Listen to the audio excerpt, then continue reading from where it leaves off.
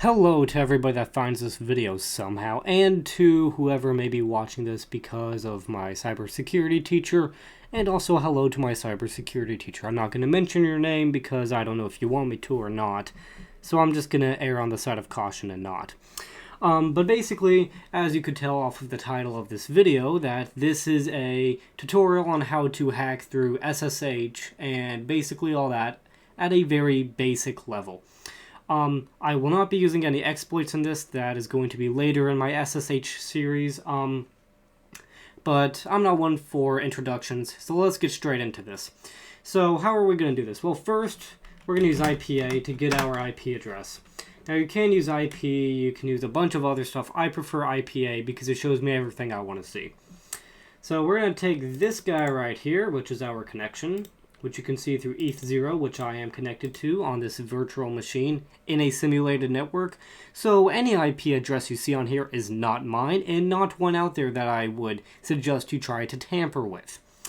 So what we're going to do is we're going to sudo nmap. Now, nmap, if you don't have it installed, it's sudo apt install nmap. If you're not using something that's Debian based like Arch, just use pacman. We're going to use -sn on our network here. And what are we doing? Let me put in my password.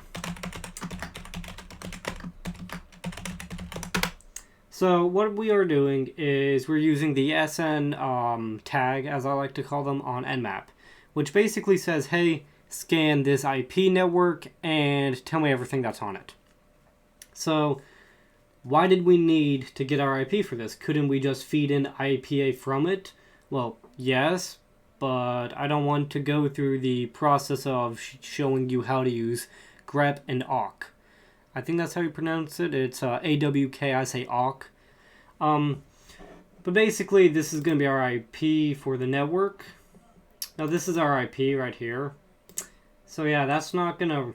It's going to scan the entire network, but there's more steps that I would have taken for this using IP calc. Speaking of which, I'm going to do that just so in a future video, whenever I show you a script I'm working on right now, my bad, gotta put in the IP address, you will understand what I'm doing. So basically right here, we're feeding in the address in IP calc, which is from here. We're getting the net mask, basically meaning 255 means that will not change, that is static. .0 means that will change with the amount of devices on the network. Wildcard, meaning 0, 0, and 0 will not be changed, and 255 will. There's also this in binary, but I'm too stupid to read binary, so I won't. Right here we have the network, which I suggest you use for nmap, because then it's going to be way faster. It doesn't have to go and convert your IP that you're putting in into the network IP. I just prefer it. You have the host main, that's going to be like on your home network, your router if you have one, or your switch if you use Ethernet, which is physically connected to the internet. You very, very posh individual. Host max, I bet a bunch of people who don't know a lot about coding are wondering why that's 254 instead of 255. Well, that's because on code, 0 is counted as a number, which it is, but it's counted as the first number. So if I was to iterate over a sequence of numbers with 0 starting, which it always does, 1 would actually be the second digit. Broadcast range is 1 to 255. The amount of hosts can be just 254, pretty normal. Then you get like your security level, all of that. I have no idea what that means, so don't ask me. But coming up here to our nmap scan, now I will apologize now for why this is so slow. That's because I'm running 2 virtual machines on like a 4-core CPU, so please don't hate on me.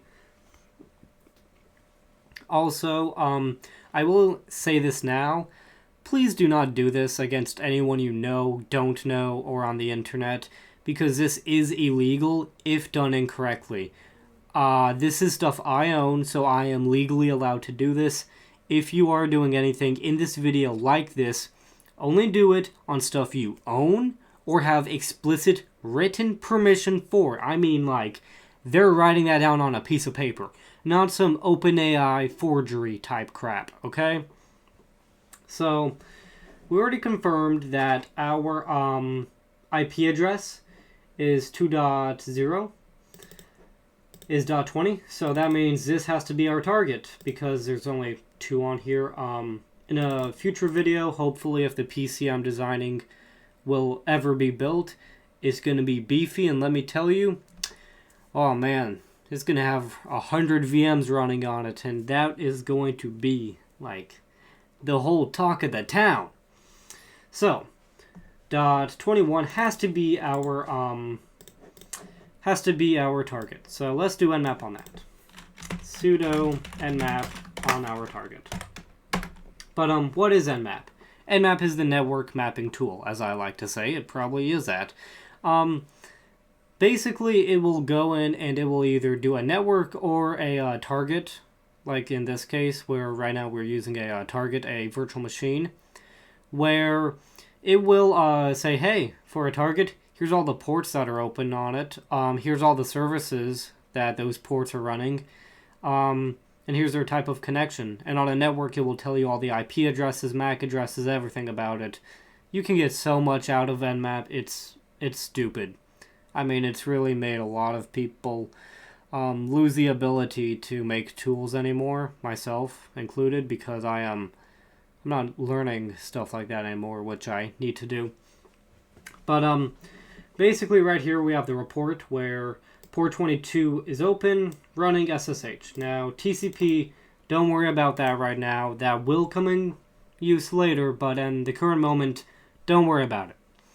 So this is great and all, but how can we do anything with this information? Well, we're going to use something called Hydra.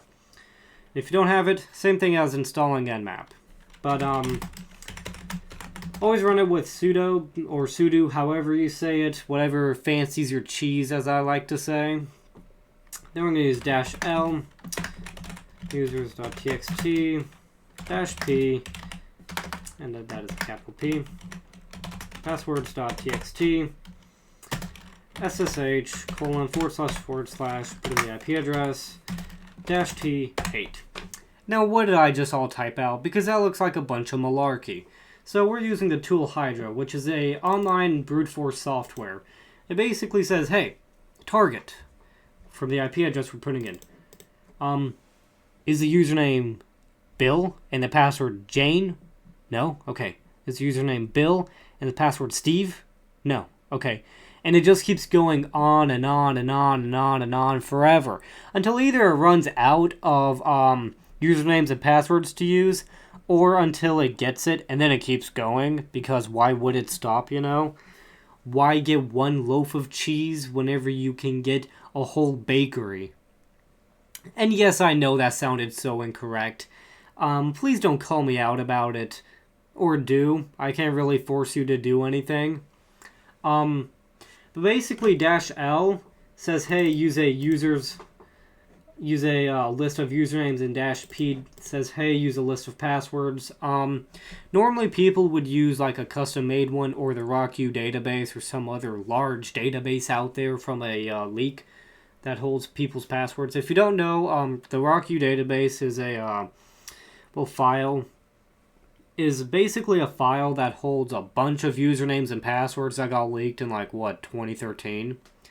A lot of people still use those passwords, surprisingly. I used to, until I got an access to it, which you can do legally. It's built into Kali and Parrot. But yeah, that was kind of spooky. So please don't use anything in the RockU database. So basically, then what are we doing right here? Isn't this supposed to be like HTTP in Google or Firefox? Well, on those, yes, because those are websites. This is a SSH connection, so we have to specify SSH. Then we use the same formatting as a website. Then we put in the IP address and -t. Think of that as how many Hydras are running. I think it's called like a task or something. But basically, you just gotta find a happy number. In my case, that's 8, based off of the amount of cores that I'm simulating for this virtual machine. So let's just run it. And right now, a lot of stuff is going on. It can be a little spooky, I know. I'll walk you through it, don't worry. So up here, we got a note from the developer, basically saying, hey, don't use this for anything illegal, although it's not binding because people don't listen to them. I really like this message because the guy acknowledges that nobody listens to warnings this day and age. Yeah, it's running 8 tasks for one server, 20 login tries, basically meaning that 3 tries per task. I mean, it's a good amount. Then it's attacking the IP address right here, and right here we have the port, which is 22, as we've already specified, is correct. SSH connection, which we've already specified is correct. The IP address, which is correct, and during all of this I am referencing the Nmap scan. The login, we now have a login for SSH connections, and a password as well for that SSH connection. So, spooky, right? That I now have the username and the password to log into this virtual machine. So let's go ahead and log in. SSH, not admin at, insert IP address here. And now I just punch in the password, W5-6 E semicolon RZ at dash admin. And now I'm inside. So I can look at files and all that. I can go into your documents. I can make a file, nano file.txt. You have been hacked! Exclamation point. Evil smiley face. Get pwned. If you don't know what that means, it basically means I beat you for hackers. A lot of people use it on Hack the Box, which is where I got it from. Save it, and yeah, save it under a different name, I don't care. But how can we protect ourselves against this, right? Well, we are right now, actually. Because if we go into cd, I believe it's var logs, if I'm not mistaken. Oh, it's gonna be log then. Huh? I could have it's because it's not supposed to have the slash there. It's supposed to be after. I was like, log cannot be found. What do you mean? Oh, I need to put CD. I swear, sometimes I am too stupid to do what I like. I can nano into auth.log. Permission denied. Yeah, we gotta use sudo.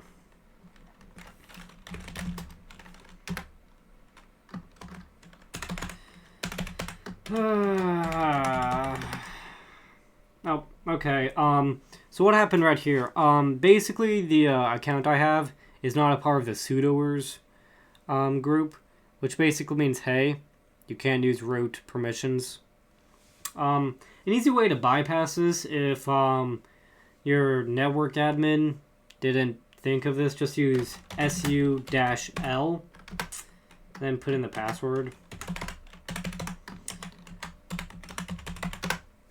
And now I have root access. So if you are a network admin, please do not allow people to do this. So let's just go back into that file, shall we? Var log auth.log. So what is all this? Well, this is a log file, specifically one for authorization. So basically, let me explain it through this right here, because this line is going to be useful. We have the month, the day, and the time. Yes, I use military time because I rather wake up whenever... This actually happened to one guy in one of my classes. He went to bed at like 7, right? And woke up at 8. And he thought, oh, I only slept for like an hour. I'm gonna keep going about my day. He actually slept for a solid 13 hours. It was the next day. So that's why I use military time. Then we have the computer name, which is I'm a server. Very convenient, is it not? Then we have SSH, the ID of it. I think. I don't really know what that means. Then what'll happen? So it's a failed password for invalid user. Basically meaning there is no admin account on here. That's actually a good way to protect yourself. Don't have an account on a server called admin, because that's what people are going to target. Have it named like Bob or the admin's actual name. And from and IP address. That, oh yeah, we established earlier is the IP address that this virtual machine that we are not SSHing into but are accessing directly. That's its IP address. So we basically already have access to the user, like the guy who's trying to brute force it. Because if you look at this, all like, what, 5, 6 of these lines are within 1 second. No human can put in that many tries in 1 second for different admins. I mean, not admins, accounts.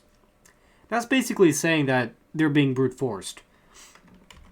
But if we come down to the bottom here, you can see right here, accepted password for not admin. Right here, we just got access and started a new session for not admin, the account that we are accessing. Sorry, I had a itch there. Right here, you can see we aren't a part of the sudoers. Yeah, that kind of happened. But what do I mean by we're being protected? Well, we exit. Let's actually make a new connection to this, so it's going to be easier to show you.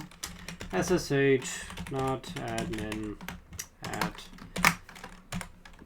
that guy. Put in the password. So now let's just exit out of it, right? So we're no longer connected to it on that terminal. Let's go back in that file. Let's see if you notice anything different. So we have a accepted password, so someone logged in. Right here we have a session opened remotely. So that's already a little spooky, right? New session number 6, because yes, I had to make sure this does work off camera. And then right here, there's a disconnect from, what is that, our IP address. So even if we did completely wipe this file before we logged out, they're still gonna see that we were accessing it. So how do we combat that as a hacker in this situation? Well, thankfully, I already fancied your tea, and I have a file for that. So let's go into, what is it? CD user, I believe. Yes, it is. So what is this? Well, this is a bash script. If you don't know what any of this is, watch Network Chuck's video over bash, his series, and how to code it, how to understand it. It's a great series. The guy is phenomenal at what he does. Him and David Bombal, both of them got me into this sort of stuff. If you want to learn more about hacking and pen testing and networking, and basically just IT and cybersecurity overall, go to their channels. I'll have them linked in the description. They have phenomenal videos. Network Chuck is more like, hey, you want to put a website on the dark web? Let's do that. Hey, Do you know subnetting? You need to learn it today. While David Bombal is more, hey y'all, we're gonna break into this network using a man-in-the-middle attack. We're then also gonna completely own the network for a period of time. He is very into the more technical side of stuff, while Network Chuck is more on the front end. But his live streams are very, very on the back end. Also, he makes great coffee. So, basically we're starting a loop here, and we're just reading the file right here. He doesn't go over that in his bash tutorials on how to read files, but this is how you do it. You do while ifs equal read -r line. So we're just reading each line on a file. But what file? Right here. And a good rule of thumb for log files, please have them to where to access them you have to put in a password, even as root. Also have root password different as an admin password, because even some admins, basically every admin, should not have root privileges. Because if someone does get access to that admin account, they now have root access to your server, network, whatever it may be, which is a very, very big security flaw. And we're basically right here checking each line to say, hey, if we're disconnected from our IP address by a not admin, then just truncate that file.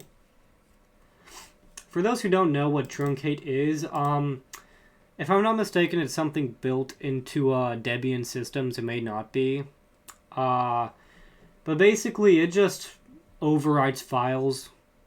With -s0, what we're doing is we're saying save 0 data on that file. Now keep in mind, they still can't see who made a script, who accessed a script, who ran a script in a different log, which I will go into later whenever I'm on the defense side of this, which, for those who don't know, which is going to be everybody watching this most likely, I will be going in depth onto attacking and defending on these sort of stuff. This is the entry level one for SSH. And I'm just going to make like 10 videos, some using exploits, and every time I'm just going to up my defenses every single time after I do an attack. I'm going to go into how I defend, why I defend a certain way, all of it. But basically, we're just wiping the log file that we just looked at. So let's go ahead and run that, shall we? With sudo perms. Basically, so in the file, how it had sudo in it. Since we are root, we don't need to put in a password for sudo, but if I wasn't, I would have to whenever that line would run. So just good rule of thumb, if you are running something that needs sudo perms somewhere in it, put sudo at the beginning so everything has sudo perms. And we're going to run the file. So let's start running it. And we're defending it right now. We are effectively wiping it. Well, how? We haven't disconnected. We will in a moment. So let's open up a new terminal and close out that one. So let's just, one second. Excuse me. Let's just SSH back into that, shall we? Let's go into not admin at insert IP address here. Put in the password.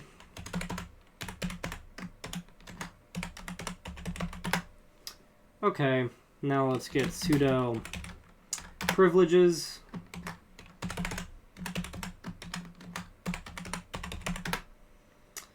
And let's go back into that authentication file, shall we? So if we look right here, there are still some things that I need to touch up on, but right here, you basically get the gist of it. This file is not complete, by the way. I'm working on it at the time of this recording. But basically, I just need to run this with and at the back, so it even runs whenever I log out. But this would normally be gone. Yeah. But everything else got wiped. So there's no access of us doing a brute force on this. So if this was a company that let you access stuff remotely through SSH, this would look completely normal on a authentication file. So yeah, that is how you break in through SSH. Now, if you did like this, I would highly suggest you like and subscribe. Considering I have only 1 or maybe 0 subscribers, this would mean all the world to me, and I literally mean that. So, if you don't, feel shame. Shame on you. Shame on you. I'm joking. But basically, just have a good day and come back later whenever I make more videos like this.